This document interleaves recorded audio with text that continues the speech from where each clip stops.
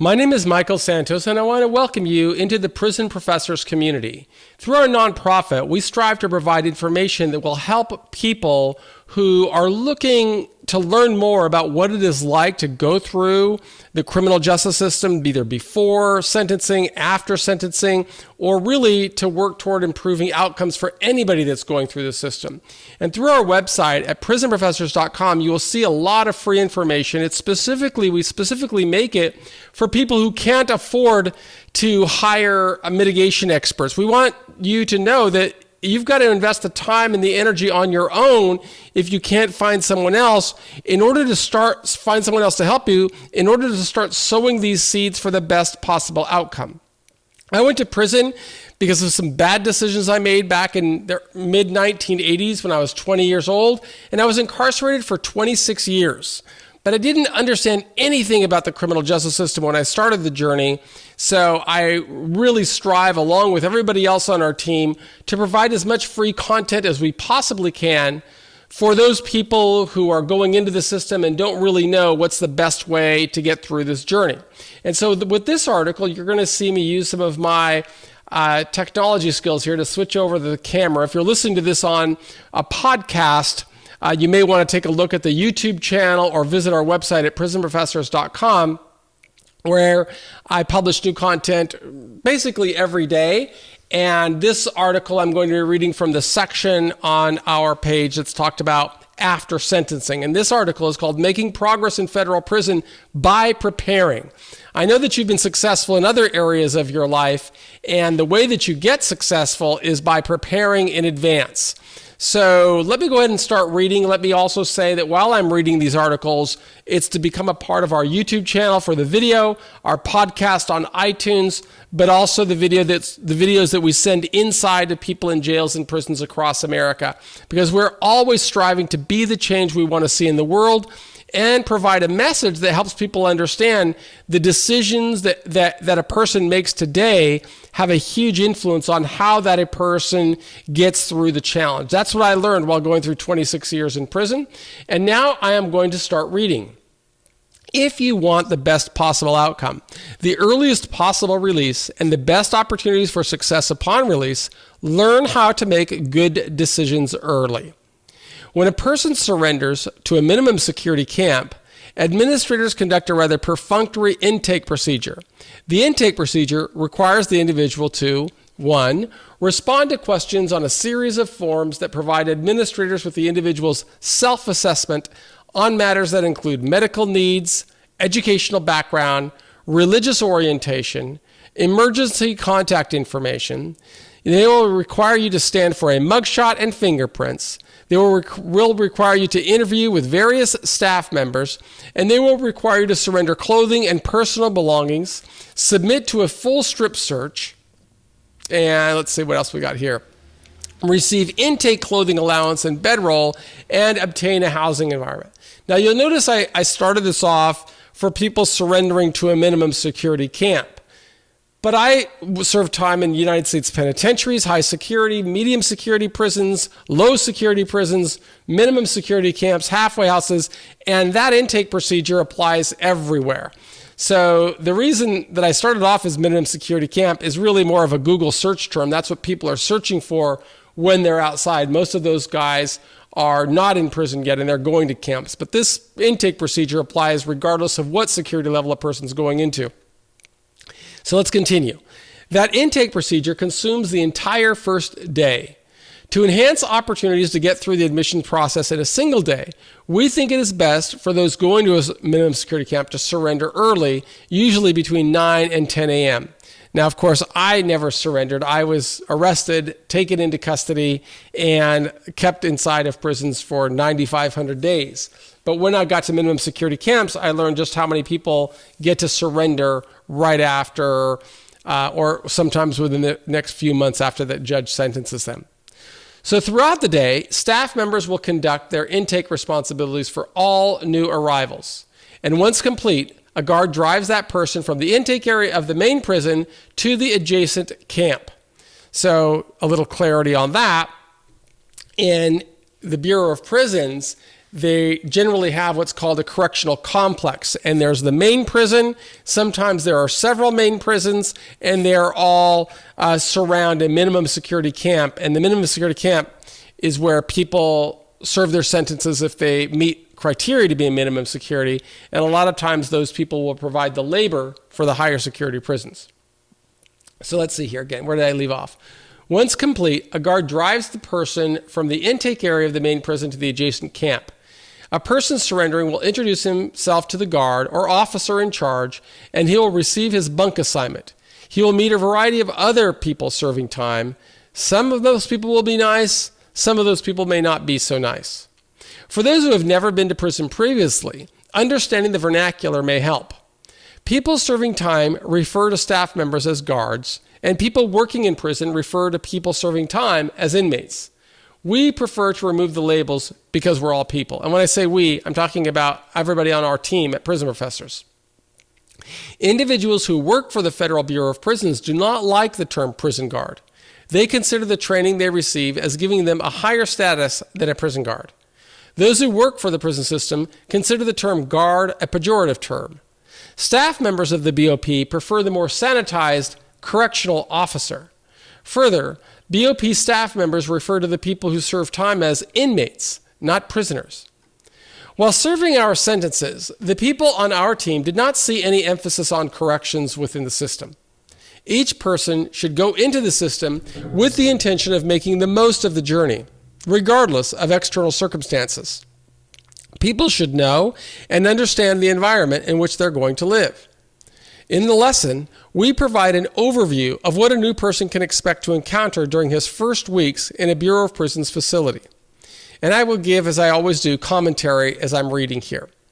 After completing the intake process and officers assign the person to his bunk, the person will interact with others.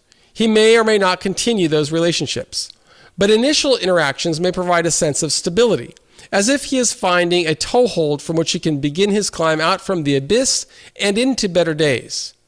The first night may be difficult. A new person may not have an opportunity to talk with his family, and he will still feel somewhat unsettled by the initial discomfort of confinement. As the person lies on his rack for the first time, staring at the ceiling above, a series of conflicting thoughts will likely run through his mind. What am I doing here? How did this happen? How am I going to get through this? Those are normal questions. Our team advises people to anticipate challenges and discomfort on that first day. The more thought a person gives to responding to those questions, the further along a person will be in launching a mitigation strategy. Each person must architect a strategy to prepare for success. When people fail to prepare before surrendering, they feel as if they are wandering through the days. They lack purpose or a clear definition of the intended outcome. People will hear from others who are on a less than deliberate adjustment strategy. Those people may say the best approach to serving time is to forget about the world outside and to focus on the time inside. Others will say that since a person is in prison, he cannot control what is going on outside, and too much thought about the outside world will only aggravate him. We advise a more leadership-driven approach.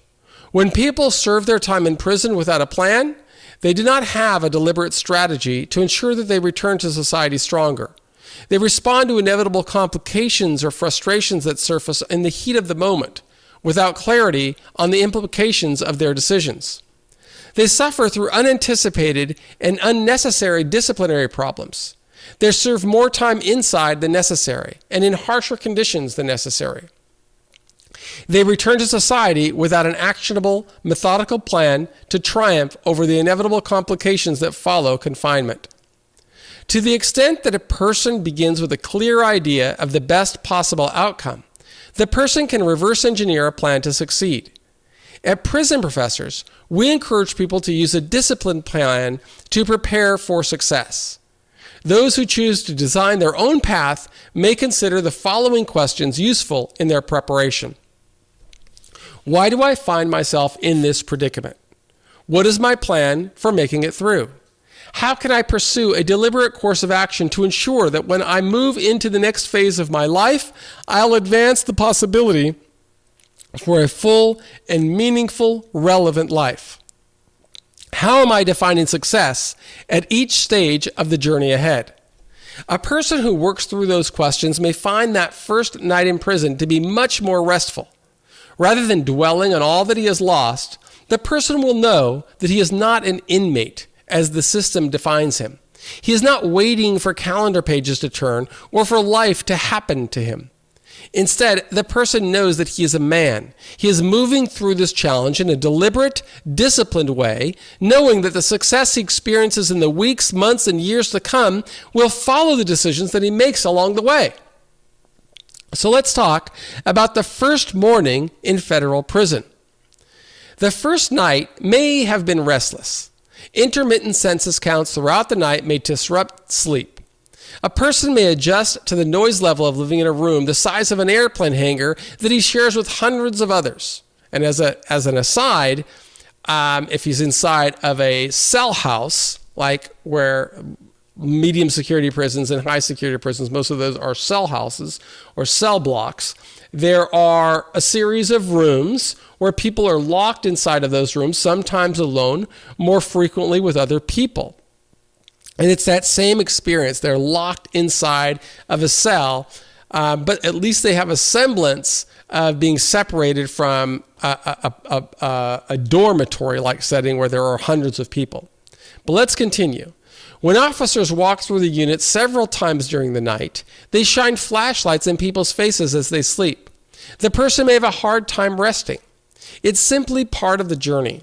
A person must develop confidence that he will power through in a disciplined, deliberate manner that corresponds with the plan that he put in place. The prison camp will come to life after the 5 a.m. census count clears. Early morning risers will get up and begin using the bathroom at that hour. People will experience of living inside will know that the bathroom becomes increasingly more crowded as the minutes pass between 5 a.m. and 7:30 a.m. Beating the rush makes a lot of sense. People new to the environment will benefit from an understanding of what to expect from living conditions in prison, especially the bathrooms. So let's understand the housing units and the bathrooms. Personally, I went through prisons of every security level, from high security to minimum security to home confinement, as I mentioned earlier. Every person on our team has been through the system. And for that reason, we feel as if we're qualified to serve as tour guides. We not only know how to go through the journey, we know how to prepare for success. And we know that any person working through our lessons can do the same. Now, the cool thing, and this is an aside, this is not in the text, the cool thing is that nobody has to pay for this information. They've just got to watch the videos, they've got to read the courses, they've got to read the books, they've got to read all the stuff that we publish, but we offer it for free for anybody who chooses to invest in himself. So let's go. In a minimum and low security prison, the institution makes use of an open living area. Rather than individual cells, the architecture makes use of open dormitories. Some camps divide the areas into cubicles. Other camps line the metal bunk beds in a grid of columns and rows. Some institutions limit a housing unit, pod, or wing to as few as 30 people. Others confine several hundred people in one giant room. I'm going to pause for a moment here because you'll notice that I used the word inmates. And I hate the word inmates. I'm going to try, I've got to make a note somewhere to go in there and change that so I don't use the word inmates, because actually make a comment on that. We're all people. So let me just say, where is that? I'm going to type a note there so I know what to look for. So if you can stand by me, that's one of the drawbacks of getting it all for free, is that you have to deal with the commercials like this. Limit a housing unit. So inmates, that's where it goes. Okay, and that sent the next paragraph. This is going to help me with my search when I look for it, regardless of architecture. Okay, I got it. So I'll be putting notes on here periodically so I can go back and edit as I go. Let's continue. Regardless of architecture or interior layout design, all prisons will share a lack of privacy in common. People prepare well when they condition themselves to anticipate a total lack of privacy for the duration of their sentence. whether they can live in cells, rooms, cubicles, or other dorms. Either officers or other people, oh my God, there it is again. So remember, there's two. Inmates will continuously be around. It doesn't matter where a person is within the institution. He will always be vulnerable to prying eyes, listening ears, and body searches. The bathrooms are also open.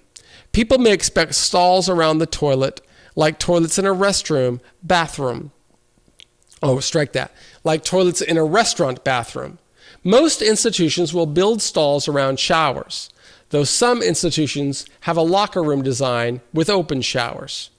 There is a bathroom protocol that all new people should understand.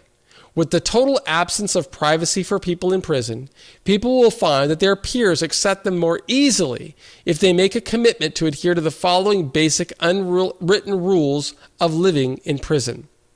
Before showering, be courteous of others that may be waiting in line. Do not look at others when showering. If a custom exists for people not to use some showers in order to offer an illusion of privacy in other showers, respect that custom. Do not engage in conversations with others in the bathroom. And after using the shower, bathroom, or sink, make sure that you clean the area. These instructions may seem very basic, yet many new people find themselves tangled in unwanted complications because they breach the bathroom etiquette in prison. So what I'm going to do here, because I see I've already spoken for 17 minutes, and this is a very long article. So I don't want to be recording here for an hour at a time, because this is not a Disney level production. This is just a guy who served a long time in prison and trying to pass along the information that I received while going through the journey. So I'm going to break here, and I will have a part 2 and probably a part 3 to this very long article on really preparing for the first days in prison. So I'm going to break here. If you're watching this on YouTube or listening on iTunes, I would recommend that you go to prisonprofessors.com and you look at the section called After Sentencing, and this is going to be one of those articles in that index, and you'll find all the videos that accompany the article or the audio files that accompany the article right on that section. We'd also ask that you subscribe to our podcast or YouTube channel and spread it around to lawyers and others who are trying to pass along information about best practices to make it through prison and, more importantly, come back successfully. We believe in you, and on behalf of everybody on our team at Prison Professors and also on our sponsors at White Collar Advice, we would ask that you subscribe and be a part of our community, and we wish you success through the journey. We publish new content every day with hopes of helping people, justice-impacted people, so they can make better decisions. I am Michael Santos, and I want to thank you. I believe in you and wish you success on the path. Thanks.